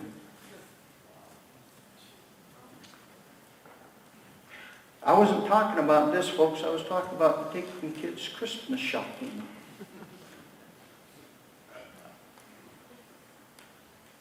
Everybody wants to tell me that there's a lack of confidence in law enforcement.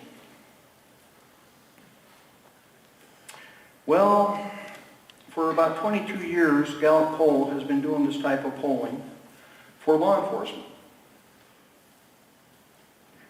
And this says, how much confidence do you have in these institutions? Great deal, quite a lot, so these are the top of the cream. And your law enforcement is number 3 out of all these institutions. But you would think the media is leading you to believe that you have no confidence in this. Now, I will tell you that we are at our lowest point after a year of being beat in the media. We're tied with where we were at Rodney King. But I'll tell you what, Congress, they can't even get a number in there. That crap is so small. I mean, look at this. They can't put a number. And TV news, they would love to be where we are. They can't even get to half of where we are. Because 52% of you say you have confidence in us. You can't read this. I know you can't, but this is the document from 1993. Right around 2002, 2003 time frame, we got up to around 63%. What happened in that time? 9/11, somebody said it. It took images of 65 brave police officers running into those towers with a whole bunch of brave firefighters for America to remember that we're ones that run into the danger for you to save you. I hope it doesn't take that type of thing for us to get back where we should be. But we're still number 3. Question. And folks, this is odd for me because if anybody's ever heard me speak, I never have a canned speech. I don't. I always open it up to questions at the beginning, answer all the questions, and save time at the end. So, Jack, question. This gets back to your earlier comment about the concealed carry. As I understood it or heard it, that if you're in your automobile, the firearm has to be on your body. On your body. And not like in a safe in the vehicle. Well, if it's in a safe, and everything else, and it's an opaque case, you're good to go. Right, but it can't just be laying on the seat or under the seat. Okay. Then the second one is related to women's concealed and their purses. And I understand that from this question that you gave a talk about a year ago, that it was okay for the concealed to be in a woman's purse. Or you need a clarification on that? Or? It's a squishy law. It's a law that I've begged our representatives to fix. It's a squishy law, right? Go ahead, Jack. Here's Mike, or I was just going to say, Mike. Ozzie, we've never, to my knowledge, Or Larry. certainly since I've been elected, prosecuted anybody in the county for carrying concealed, even if it isn't on their person, but it's in the vehicle, provided they can show that they have a CPL. And the advice that I give is along the lines of what you said. If you're stopped by a police officer and you're carrying a weapon in the car and you have a CPL, advise the officer that you have a CPL and you have a weapon, it's loaded, it's status, and the officer will ask you where it is, and that's about the end of the inquiry as far as the weapon goes, unless there's something going on besides that. But we've never prosecuted anybody, and I haven't requested that anybody be prosecuted, as long as they're properly licensed and they have it in the vehicle and they inform the officer of both of those things. I apologize. I called him Jack because for so many years I had a prosecutor that I talked to as second in command all the time. It's Larry. And I'm so glad that you're a prosecutor because I don't have to do that anymore.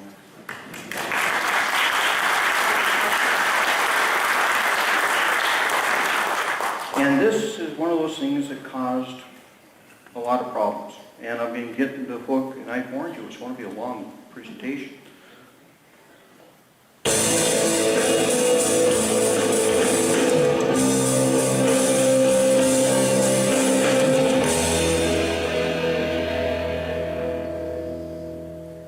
All right, we find this very curious. Out front of Walmart today are many police cars, unmarked cars. All of these are some type of law enforcement. So Half of them are unmarked. yeah, half of them are unmarked. And up here, a ways, we have a riot tank. A tank. It's a wrap. Rat vehicle. A rat vehicle.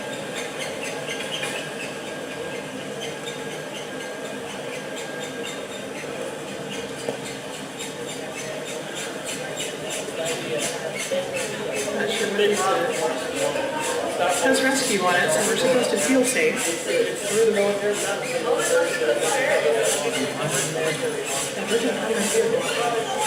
course, they let the kids in here, because then it makes it seem, friendly and normal. Well, I don't know why we'd be rescuing that. Seems like I'd be needing to be rounded up in that, not rescued. Rounded up in there. And you keep going down this way, you've got even more vehicles. Wow, your car's pretty loud. And then, what about that? I mean, I don't know how many cars that is. What do you think? That's about 15, 20 cop cars? We need to go ask somebody what it's about. Hey, Rosie. Yes, sir. Be tomorrow, you too, baby. Always be forever, bro. So what is this for? What do you got? What is this? This is basically a rolling, like a shield for us, for a team to hide behind. What situation would you be in that you would need to pull this out? We have guys that shoot at police officers. So like they have AK-47s or automatic weapons, and they shoot at us. And this is like a rolling, we can use this as a shield to move the team. I mean, honestly, what do you call that kind of a vehicle? This is an MRAP, they call it. MRAP, wow. So it's a military surplus vehicle the military went away from. But now the police, local police are using it for rioters or things like that, like Black Friday. You used to have Black Friday. That could have been a Basically, situation. it's just it's cover for our We just had Black Friday. It's bulletproof. There's a lot of people out there with heavy machine guns and heavy weapons, and we use it. It's bulletproof, so we can use it as a shield. And I know there's a lot of people concerned in that the military turning on our own citizens in case there were some event that would trigger that. How do you guys feel about that? Constitutionally, Obama's just kind of stepping all over anything constitutional right now, so I think people are really afraid of their government right now. And then you see this kind of a vehicle I mean, it seems like this is a campaign, right? All these police officers out in front of Walmart. It's not a campaign, we're shopping for children. You are? Okay, so there's something else. Okay. Oh, sure. But you know, from a parent, from a citizen. The kids love to see this stuff with a SWAT team, so. Sure. Yeah, well, my son would too. Yeah. But then as a citizen and someone who's raising children in a world that I don't know what it's going to look like with them, I feel like this is also a kind of a desensitization type of tool where they're going to think it's normal. You know, a lot of kids grow up and AK-47s in the hands of people policing them while they're going to school is normal. It's crazy right now. The world. Yeah. It's crazy. Everything changed. Everything's going crazy, so. I mean, I know you guys are on the front line and you need to be protected, but I know there's a lot of people worried about that turning on citizens who are deemed to be, you know, terrorists, and that is a very loose term now. Who is a terrorist? It's worldwide. Yeah. Everywhere. Well, the nice thing about this education equipment is that if somebody is directing fire toward the team that's trying to get in, they safely they can pull right through a fire. Take enemy fire and still try to address the threat without being feared of getting shot. So I'm thinking that is totally appropriate in Iraq, but what kind of a situation in the U.S. would you see that happen? We've got a lot of constitutionalists, a lot of people that stockpile weapons, a lot of ammunition. I mean, we've got a lot of constitutionalists, a lot of people that stockpile weapons, a lot of ammunition. They have weapons here locally. Do you think that's their right to have those, or do you think that You can watch the whole thing. I'm getting the hook because we got to be out of here by 9. Okay? It says, over the past several months, we've been under siege with complaints. I can assure you that I know when I'm under siege and I'm not. Okay?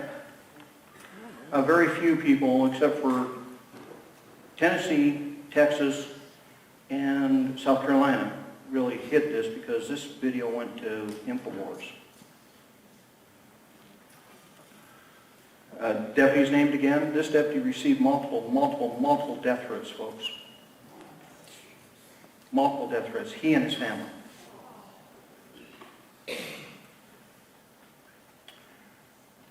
It's caused concern with the constitutionalists. This one killed me. Many people are concerned about the desensitization of our children and general public to militarized law enforcement. What was once climbing on a fire truck and imagining to grow up to be a fireman today has morphed into wanting to be a military-style force to take out constitutionalists. You know how disrespectful that is to the men and women that serve you? I-594, you're looking at an individual that fought I-594 when very few people would fight I-594 because it was going to pass by 66%. People told me you're committing political suicide. It's bad law. It's always been bad law. It's still bad law.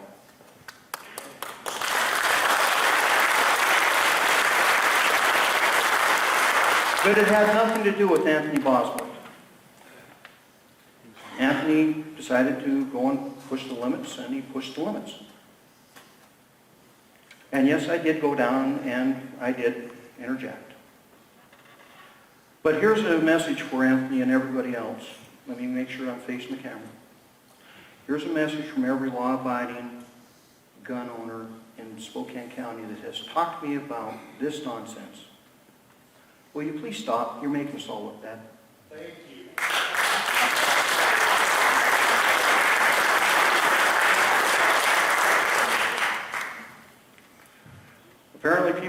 want a sheriff who upholds the Constitution values, not a sheriff, one that has your back, and not one who's professionally trained.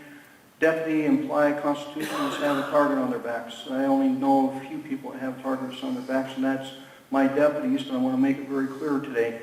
There are people that don't like me, folks. If you don't like me, take it out on me. Do not take it out on my deputies anymore. No more.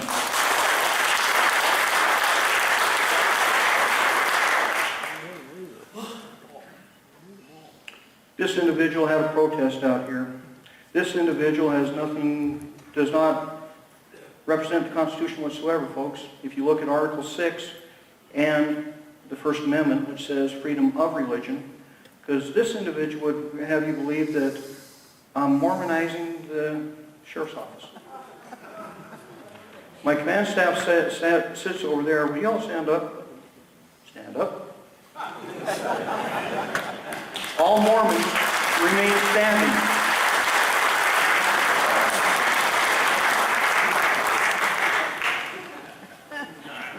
Can you say bigot?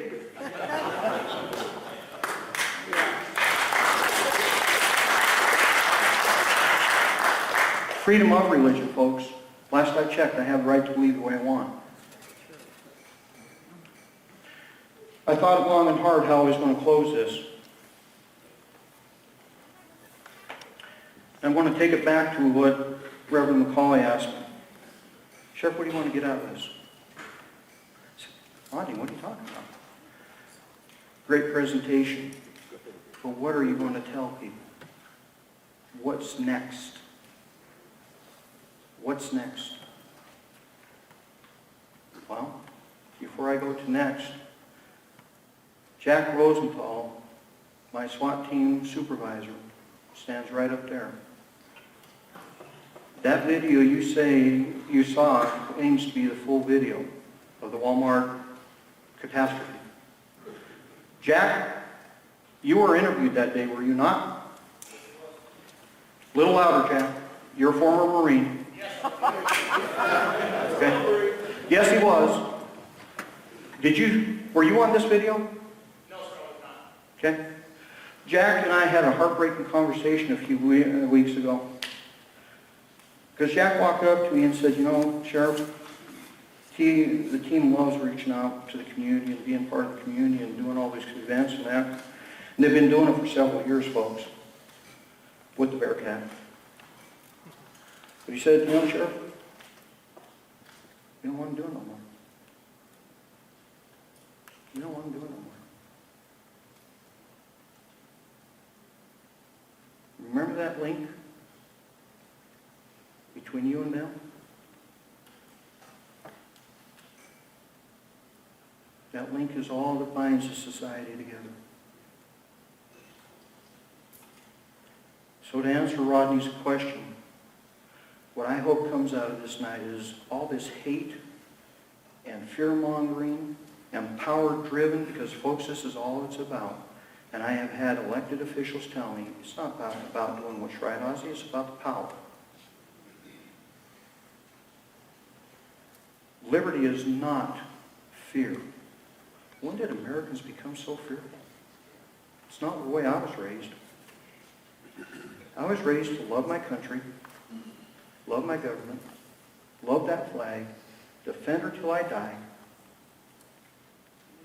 And if you keep it up, you will not have a next generation to defend this country, because you will have taught them to hate and distrust their nation. You keep it up, we'll have more Charlestons. This is my message, my conclusion. We are a great nation. The greatest nation on the face of the earth. You deserve leaders that have the strength and the courage to stand up and say, this needs to stop. And you need to find those leaders to lead this country and put it back on track. They have to quit worrying about their next election cycles. Because if they're worried about their...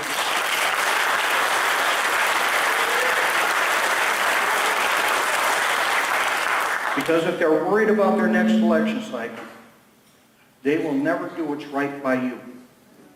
Because liberty is never fearful. Liberty never causes fear, because there are folks out there that try to shut these voices down. Because they want you to be fearful. Because they control you by that fear. At the ballot box. So my message to you is, become the America we once were. Afraid of nothing. And united. Period. Take an example from Charleston and make it real. There are 3 people that I respect and admire. Gandhi, Reverend King, and George Washington. Why? Because they put it all on the line. They knew they'd probably die if it went bad for them. But they stuck it all on the line. Washington probably the most, because he had all the power. He could have been King George I. But you know, folks, he said, it's not what we did this for. We did this so that American people can be free. The mandate that was given is love one another. Maybe you need to love one another and build the nation that we can be. They said there was a dream. We will never reach that dream as long as we are admired of the hate and distrust of the past. You want to be a great nation? Drop the baggage tonight, walk out of here, and build a great America. Thank you.